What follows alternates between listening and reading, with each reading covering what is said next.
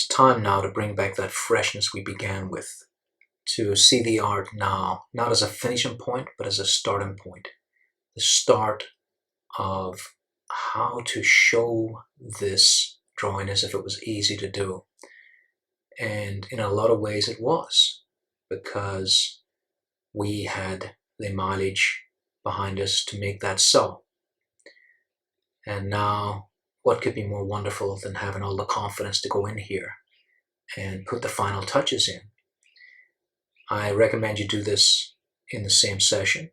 Maybe take a break of a few minutes, perhaps, to get into this moment, but don't leave it for a day. We are never going to have more gesture or confidence to do this than right now, because the reverberations of all that gesture from before is very solidly in our minds and in our gestural hand. We are moving through this like a dancer now, because we've been through these lines and these moments already.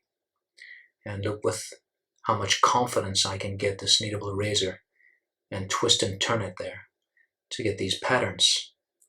And I'm deliberately being clunky with this, drawing faster than my thoughts for the first time, because I don't want the thoughts to relay themselves in this texture as being deliberate. I want a bit of haphazardness in this moment with the eraser. So shifting gears there a little bit. You see it in my hand, and changing that kneadable eraser around as much as possible as I go. So you'll often hear me contradict myself, and there's good reason for it. We don't want to be stayed in our ideas, and this is one of those moments. So we work with method, and then we turn it on its head if we need to. So coming in here now to find the idea of shadow, I want to ground this figure. And by grounding it, I mean showing that it's actually sitting on something. And that gives the form of the figure a much more solid base. Frank Frazetta once again called that a little clump. A little clump where everything is in its own world, even if it's abstract, rather than a figure just standing in white. This little clump.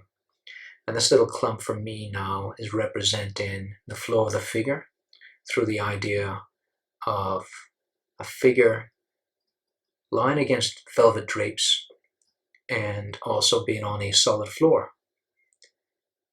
And it gives us emotion right through the figure. That long cast shadow and all the way up to that drapery to the arm. And I'm bringing back some of this gesture and life by moving not fast, but smoothly across the form in its natural rhythm to create what we all see as style. And style, as I've said before, doesn't mean abstract or crazy, mad strokes. It can be that. For me, style is your individual mark making, the way you present thoughts, emotions, line, and tone in your own unique way. And the uniqueness of that comes from the mileage, but more from the emotion. Some people draw zombies, and that's all they do. And they're recognized by their subject matter. And I do fantasy art, and I'm recognized by that too. But there's a huge difference between my fantasy art and, say, Frank Frazetta's fantasy art, even though we're drawing the same thing and we have the same sensibilities, drawing fantasy. If you put one of my drawings next to his, there's no comparison. They're just two different styles. So style is more than subject. It's how you saw the world and how you, through your time as an artist, have put down marks in a particular way. So to find style, we don't try to look for it. We don't try and create a style. It creates itself over time through our influences. So this is the last 20 minutes going in here, and all the styles come to the fore. How did that happen? Well, we were humble. We were artisans. We were artists. We were working with emotion, and we were working with method, and we were working with tools. And so we killed the ego, because ego can manifest itself in a false style. We don't want a false style, and we see it all the time. We see an artist trying to emulate the style of another artist, and they just become a poorer, diluted version of that first artist, no matter how much you admire them. We don't want to be that. And I can think of a handful of artists right now who are always in the shadow of the giant that they followed. We want to be our own giant. We want to leave behind how we saw the world and depart from that initial source, that well, and have our own well, a well of truth.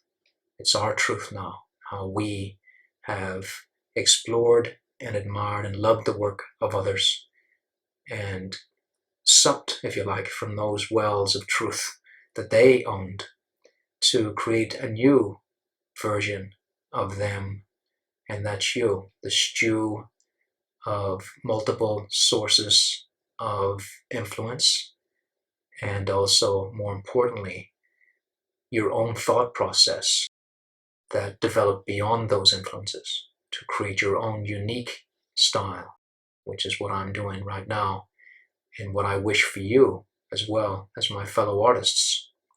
And there's nothing more beautiful than seeing a style develop in a student and then become fully fledged as a professional artist. One artist comes to mind right now, Jeff Jones. Jeffrey Catherine Jones, as he was known near the end of his life. Jeff was very clearly a disciple of Frank Frazetta and worshipped at his feet as a young artist. But over time, he found his own sensibilities, and by the end, in my opinion, was doing something a lot more interesting with his work. And I looked at his work many times for inspiration. But I'm not going to draw like him or paint like him. I'm going to find my own path. But I am influenced by him, as he was influenced by Frank, and Frank was influenced by Alan St. John and a whole host of other artists through his career.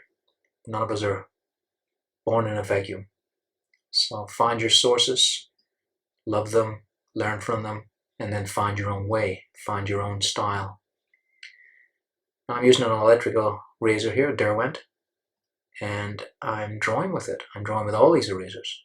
Drawing with erasers is the mindset I want, not erasing with erasers. Now look at the beauty we're getting in the rhythm of just those little dots. And I've always been drawn to dots. I don't know why, I always just loved them. It's the shimmering chimera nature of them, I think, that I love so much. Reminds me of stars, tumbling stars. How much more beautiful an idea can you get than stars that tumble? And that's what that reminds me of. It gives me a moment to gesturize the background. I'm using something here that I really abhor usually, which is a plastic eraser. Destructive, nasty, messy things that I don't like generally. But look at the lovely hard edges it's given me here. It looks like it's a black pad of sorts there. It's basically just so dirty that it looks like something else. But that's a plastic eraser. It has a nice hard edge to it. Very destructive to a surface. If you use that too early on, you're going to kill your surface paper and find it very hard to work on. And it'll also disturb the fibers on good paper. And then your charcoal is going to trip into those horrible, hairy fibers that you've lifted up with this eraser. A poor, inanimate object that has no soul. It still seems a bit cruel to say that. So I'll take back that childish word if I use the word hate. I try not to use that word ever in my vocabulary. But let's say this is the eraser I reach for least. And if I do, it's going to be the last thing I use. And by keeping it dirty like that, it actually has a quality to it that you won't find in a brand new plastic eraser. It has some smudging quality because there's dirt on it. And that just helped me on the edge of that fabric there as it went in. So I moved very quickly with this too. Once again, breaking my method of Analyze, Understand, and Draw. I'm speeding it up for these textures so that they're a little bit more haphazard and a little bit more organic. And coming in for the last minute, little details. And the joyous nature of the hedonist here now is working for me throughout. And this is the drawing I wanted to use as the master drawing. Doesn't mean it's a perfect drawing, but it encompasses all my thoughts and all my methods to come to a drawing that I can look at time and time again. It's not a study sheet, it's an actual drawing. And what makes it finished? Is it the signature? No, it's finished when I go, you know what? I really love this myself. And if you don't have that feeling, if it doesn't take your own breath away at the end, then there's more to be done. Maybe put it aside for a bit and come back. And like I've said, that little mind trick of signing it, the second I do, I'm straight back in again. And I see all the things that need done. The flesh pinching against that bangle, for instance, had to come back in to get that. The Abbey condyles, especially that little funny bone that we hit when we were a kid, has to come in.